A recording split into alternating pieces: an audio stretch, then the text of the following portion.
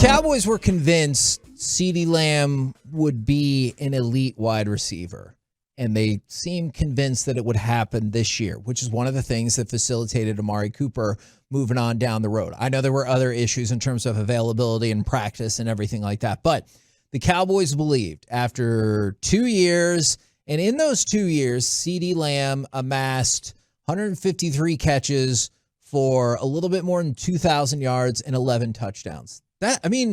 For your first 2 years in the league, that's pretty damn good. Really good. I know we've kind of redefined some things because of the amazingness of Justin Jefferson and Jamar Chase, who just had insane first 2 years for Jefferson and rookie year for Jamar Chase. But 153 catches, more than 2,000 yards, and 11 touchdowns in his first 2 years is really solid for CeeDee Lamb. When he got drafted, you said that you thought he would go down as the best wide receiver in Cowboys history. Now, my question is, as we loop back around this, because I'm just going to tell you, my first look at the fan text from the 817, CeeDee Lamb is trash. From the 682, just hear me out. I know. From the 682, they should change his name to CeeDee Bust with all those drops. From the 216, wherever that is, if he can't get better the next couple of years, they need to take number 88 away from him because he won't be elite. Now, that's a harsher end of the spectrum. Cleveland, by the way. But I did not realize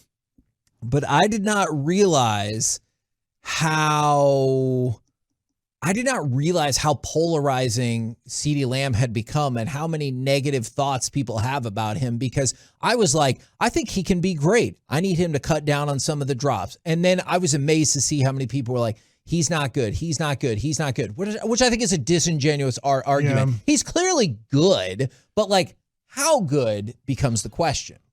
Yeah, I think this is, first of all, to be the best receiver, probably there has to be a lot of team success too, just because Michael Irvin and Drew Pearson have the championships with them, and it means so much. But if you look at overall stats, which I'm going to back off of, I was probably wrong. It's only year 3, but probably CeeDee Lamb is not going to be the guy that I thought he could be. Right. And I look at Michael Irvin has the most receiving yards in Cowboys history at 11,904, which is quite a bit. Now, he's the only guy that's over 10,000. In fact, second on the list, taking out Jason Witten because he's a tight end, is Tony Hill at 7,988. Wow. So, I mean, if you look if he gets 8,000 yards in his career, he is second all-time in receiving yards. And the game's a very different game. In fact, watching these 1977 games, it's a very different game than what we see today. But I look at it and I go, I still think he can be good. I think that he can be a good wide receiver in the NFL. What worries me, listening to people that are smarter than me at football, and I will say, I think Brian Broaddus is smarter than me at football. I mean, he has a great resume. I don't know, that's a bold statement. The Super Bowl winning scout, I don't know. I feel like that's fair. Is that he might not be as good as I thought. And then second of all, which is probably hurting him, is he doesn't have an offensive coordinator that knows how to get the most out of him. Yeah, see, that was what I was thinking, because Kevin, you laid out pretty well how some of this is framing, right? Yeah. Like, some of this is a matter of framing when you end up looking at him and saying, are you an elite wide receiver, when maybe the question should be something different at this point in his career. That being said, like, there's a few different things. I think there's 3 variables in my mind, and correct me if there's other ones that I'm missing, because someone asked, how can you blame CeeDee with the performance of Dak Prescott? So quarterback play is one of them. The second one, Mike, you absolutely brought up, which is offensive coordinators, right? Like, you have to understand that they are running routes within a context that was established for them by a coach. And I'm not fond of Kellen Moore's at least the route combinations, talk less of anything larger when it comes to play calling situationally and those things.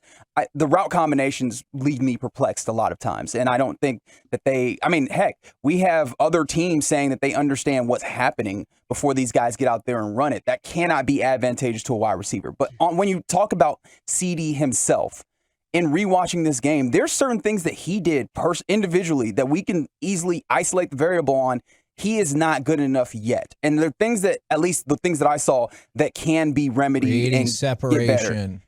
I remember I tweeted during the game that, like, Dak was hitching on some of his throws, and I really wanted to know why. One of those throws was a slant to CeeDee Lamb in which you could tell it's a timing route, and CeeDee's plant on that cut was so incredibly exaggerated that I think it took longer and he didn't get into his break to where the ball should be there.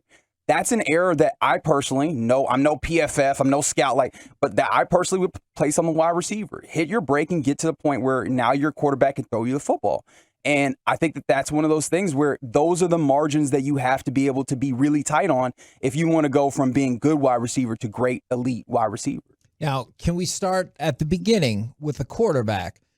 Because I go back and forth about this. Is like Jamar Chase had a great rookie year, and it looks like we'll see, but expectations are high for Joe Burrow. Fair to say, there's people are pretty stoked, and some people see Joe Burrow as a quarterback who will be like in the mix at the top 5, whatever, for a long time to come. All right.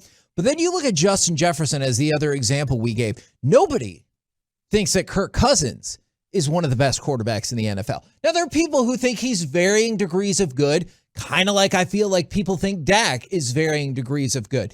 And so that's the first thing that sometimes I have trouble with is Jamar Chase might have a more advantageous situation with a quarterback, or maybe Jamar Chase made that a more advantageous situation. Whereas Justin Jefferson is with a Kirk Cousins, a player that nobody seems to think has been the best for any amount of time in the NFL. So I'm not sure how exactly that all works. But yes, I do see a lot of people going after Dak as well. But you were talking about one of the things that, or some of the things that CeeDee Lamb needs to work on. I know it's just one game, but this is staggering. And this might have something to do with the hitch as well. I don't know. Is ESPN stats and info. There's 87 receivers with at least 3 targets before Monday night's game. 67th out of those 87 was Dennis Houston with 2.13 yards of separation. Worse than that, CeeDee Lamb with 2.11 yards of separation, and he was 69th, which obviously, nice. Yes. But that part's nice. The number is not nice, okay. Is at 2.11. So out of all 87, he was that far down on the list. So he struggles with creating separation, and I know some people think he struggles in traffic. Now, I hear what you're saying, but when we see a guy that has 2 yards of separation, that is big separation. Now, I'm not saying on the stats. Yeah. I get where he ranked. Dak has trouble throwing into that separation, right, or leading that separation, I guess. Right, because that's a whole, laying us down 2 yards. That's a whole person. That's a 6 foot person. So that's a pretty good separation if your quarterback can hit you somewhat perfectly, right? Because if he throws that ball behind you a yard, it's really easy. Just think of an arm length is about 3 feet in arm length. That's really easy now to touch that ball and to deflect it. Maybe not easy to intercept it, but I just look at that stat, because I heard Broadus talking about that the other day, and that's not good. I'm not saying that's not good, but that is open in the NFL. If I have created 2 yards of separation, you as a elite quarterback, if you are considered one of those, hey, he might be a top 5 quarterback, and that's what the Cowboys believe. Whatever you believe listening, it's what you believe wherever you want to rank them. But the Cowboys, the Jones family believes that he is in the category of the best quarterbacks in the NFL. Then you should be able to get CeeDee Lamb open. That being said, also it goes back to what Reggie was kind of harping on is CeeDee Lamb struggling to create separation? Okay, well then, Kellen Moore, how can you help him get more separation? If he can't get separation one-on-one with certain guys, can you put him in motions? Can you put him in stacks? Can you put him in different situations where I create more separation for him? This might sound weird. If you can bear with me for just 1 second. I think it is awful, sucks that Dak got hurt 100%. The only positive, or not positive even, silver lining I could find out of this is maybe it was always going to take something more dramatic than just a loss for that. Like if you just lose, you're like, oh, Tampa Bay's got a good defense, but we believe in this team, blah, blah, blah, blah. But you lost. You got smacked around offensively, and now Dak is out. So maybe it took that more extreme outcome for them to start doing kind of what both of you guys are hoping for, is switching up some of these philosophies or switching up the route tree or making some of these variations that will lend further into CeeDee Lamb's game. Because we've talked about this forever, is sometimes you get frustrated with the Cowboys because they're like, well, this is what we do, as opposed to what is the specific skill set of each player that I get, which I feel like we all love how Dan Quinn does that. And then offensively, we're like, well, this is what we're going to do. Well, does that best fit the quarterback and the players we have? Don't know. But this is what we do. Yeah, I want CeeDee to be better. CeeDee needs to be better. He does. But Michael Irvin said this morning, and this is the tough part, is now he's being questioned as a number one receiver after one game because it was a bad game from your quarterback. It was a bad game from your offense. It was a bad game from CeeDee Lamb. And now, most likely over the next 6 weeks, I know Jerry Jones might say he's only going to miss one game, but there's more of a chance that Dak Prescott misses the next 6 games. Over the next 6 games, he's supposed to prove he's a great receiver with Cooper Rush. So isn't he just going to, Sure. Aren't we every week going to really, because most likely Cooper Rush is going to throw for 200 yards. I'm gonna guess that's going to be about what he throws for on average. Look at that Minnesota game, baby. I know. Per Babe Laufenberg on Twitter, CeeDee Lamb hasn't had a 100-yard receiving game since Week 8 of last year. That's Minnesota. Cooper Rush. By the way, to the point of, because now I see some people coming in and they're like, maybe he's 25th best receiver in the league. I hope that's the case. We all want him to be even better. But to Babe's point and to another point that a texter brought up, it's been 11 games since he had a 100-yard game. Do you know it's been 9 games with the Cowboys since he scored a touchdown or had a receiving touchdown? Is that good? No, okay. That's not good. And I know that is CeeDee Lamb, but it also goes to show how crappy this offense went after the Denver Bronco game. Question going back to the way we started this is, will CeeDee Lamb, I'm not saying this week, this year, at some point in the next 3 or 4 years, will CeeDee Lamb prove himself to be elite and make his way into the top 10 wide receivers in the NFL? What was the time frame you gave me again? Next 3 to 4 years. 3 to 4 years. Oof. So I'm giving you plenty of time. Reggie, I'm going to answer it this way. I think with that timeline, he might have a chance because we might have a different offensive coach. But if we keep Mike McCarthy and Kellen Moore, I'll even leave Dak Prescott out of it.